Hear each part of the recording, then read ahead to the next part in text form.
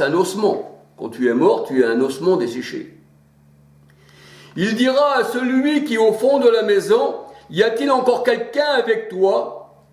Et cet homme répondra personne. Et l'autre dira silence. Ce n'est pas le moment de prononcer le nom de l'Éternel. Ben oui, pourquoi? Parce que l'Éternel, il est, eh bien, devenu un adversaire pour cette maison. Parce que c'est la maison des morts. Et là, on dira silence, silence, taisez-vous, ne dites rien, dites pas qu'il y a quelqu'un. Parce que déjà la colère de l'Éternel, eh bien, est contre nous. Silence, l'autre dira silence. Il n'est pas le moment de prononcer le nom de l'Éternel. Car voici l'Éternel. Eh bien, il fera tomber cette maison. Et la ruine de cette maison, eh bien, sera grande. Et de la petite maison, il y a aussi la petite maison, eh bien, qui tombera aussi en ruine. Là, il y a deux maisons, eh bien, qui tombent en ruine. Alléluia. Amos 6, versets 9 à 11. Et si le Seigneur permet, eh bien, s'il donne, c'est parce que c'est le Seigneur qui donne, c'est pas nous qui voulons. Eh bien, pour ces deux petites maisons, j'en ai déjà parlé dans mes vidéos, mais j'en donnerai un peu plus de détails. Amos 6, versets 9 à 11. Il nous est recommandé de ne pas toucher un ossement humain. Parce qu'un ossement humain, c'est charnel, on ne doit pas le toucher. Si on touche un ossement humain, un homme qui est mort, c'est pour ça que le Seigneur a dit, tu n'iras pas invoquer les morts, ça c'est toucher les morts. Mais on doit toucher Jésus, on doit toucher le pont de son vêtement. C'est pour ça que le Seigneur a dit, pourquoi cherchez-vous parmi les morts celui qui est vivant? Parce que le vivant ne se tient pas parmi les morts. Et là, le Seigneur dit, si tu touches un ossement humain, eh bien, ça te rendra alors impur. Nombre 19, verset 16. Et il fallait que l'eau du Saint-Esprit tombe sur la personne pour qu'il soit purifié. Hein, si on lit Nombre 19 en entier, on voit que l'eau de purification, eh bien, devait venir sur la personne, mais pas que la personne devait plonger. Hein. Ça n'existe pas. Le plongeon, c'est une condamnation. Alors, pas toucher un ossement humain, dit le Seigneur. C'est-à-dire pas toucher un mort, ne pas écouter sa parole. Alors, les ossements, la parole de Dieu nous dit, sont autour de l'autel des rebelles. Ben oui, parce que quand ils font leur autel, quand ils croient servir l'Éternel, mais tout en faisant les choses de Baal, eh bien, le Seigneur, il dit que leurs ossements, c'est-à-dire leurs morts, sont autour de leurs rebelles. Ce sont des os déchéchés qui n'ont pas repris vie. Leurs ossements sont autour de leur autel, c'est-à-dire des rebelles qui représentent les hommes rebelles, les morts qui invoquent les Baals et les idoles, les religions, je dirais. Ézéchiel 6, verset 5, Jérémie 8, verset 1-2, et 2 Rois 23, verset 14 à 20. Alléluia. Et ces gens-là sont dans l'assemblée des ténèbres, autour de leur sépulcre, c'est ce que dit la parole de Dieu. Et leur sépulcre est comparé aussi à l'Égypte. L'Égypte, c'est Rome, c'est la Trinité. Tous ceux qui sortent de Rome, le pape, c'est un Romain. Le pape, le Seigneur Jésus-Christ n'était pas habillé comme le pape. Voyez-vous, il n'avait pas d'accoutrement exactement comme ça. C'est aussi Galates 4, 21 à 31, c'est Sodome et Gomorrhe, c'est le mont Sinaï, c'est l'Arabie. C'est ce que dit le Seigneur dans Galates 4, 21 à 31. Apocalypse 11, 8. Ézéchiel 32, versets 18 à 32. Ils sont autour de leur autel, les morts. L'Égypte, elle est autour de son autel. Et le Seigneur, il dit que la sagesse qui est Christ ne demeure pas dans l'assemblée des trépassés. Christ, la sagesse, ne demeure pas dans l'assemblée des trépassés, des morts, des ossements. Proverbe 21, verset 16. Ésaïe 1, verset 14. Une assemblée, je dirais, d'adultères, Jérémie 9, verset 2. Et le Seigneur, il dit qu'il haït leur assemblée. Il les haït. Le Seigneur, il dit, j'écoute pas leur prière. Ils sont dans les ténèbres. Ils ne m'ont jamais connu. Ils n'ont jamais connu la lumière. Pourquoi? Parce que les ténèbres ne l'ont pas reçu. Ésaïe 1, 14. Et la parole de Dieu, elle dit que Dieu se tient dans l'assemblée de Dieu, là où brille la lumière. Là où il y a les vivants et où il y a le vivant. Notre Dieu qui est vivant, qui nous a donné la vie. Psaume 82, verset 1. Et la parole de Dieu, elle dit que l'Éternel est redoutable dans l'assemblée des saints. Alléluia. Christ a bâti son assemblée lui-même, son église. Dans Matthieu 16, qui n'a pas été faite de main d'homme. Dieu est saint est redoutable dans l'assemblée des saints, psaume 89, verset 7. Alors réveille-toi d'entre les morts, et Christ va t'éclairer. C'est ce qu'il dit le Seigneur. Il est ta lumière.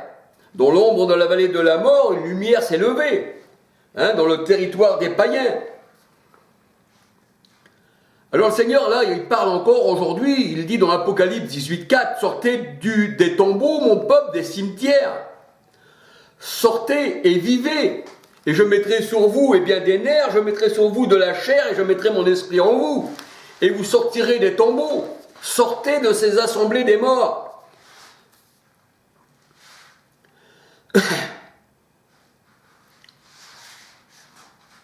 Et le Seigneur a dit, voici comme agissent les faux prophètes.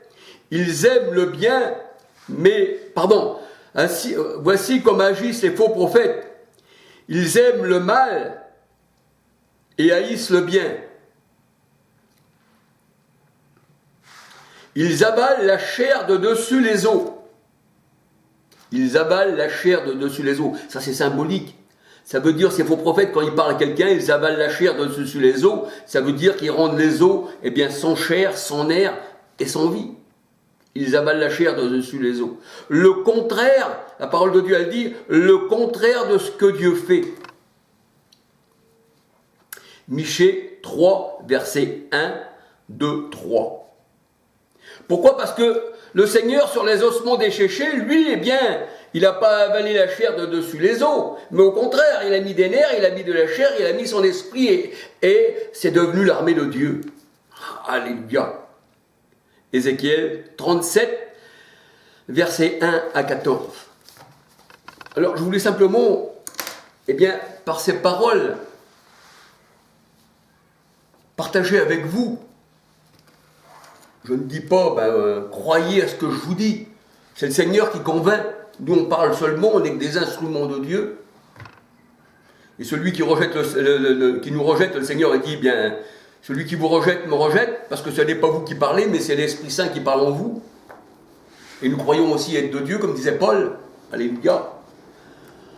Alors, moi, je ne parle pas à la grande assemblée des morts, mais au tout petit troupeau de Dieu, aux élus du Seigneur, ceux qui ont passé par la petite porte, ceux qui sont le petit troupeau, il y a beaucoup d'appelés, peu d'élus.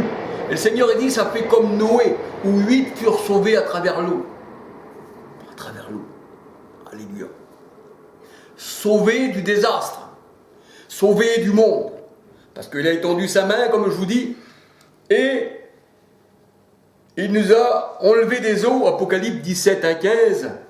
Donc il nous a sauvés du monde, parce que les eaux représentent le monde.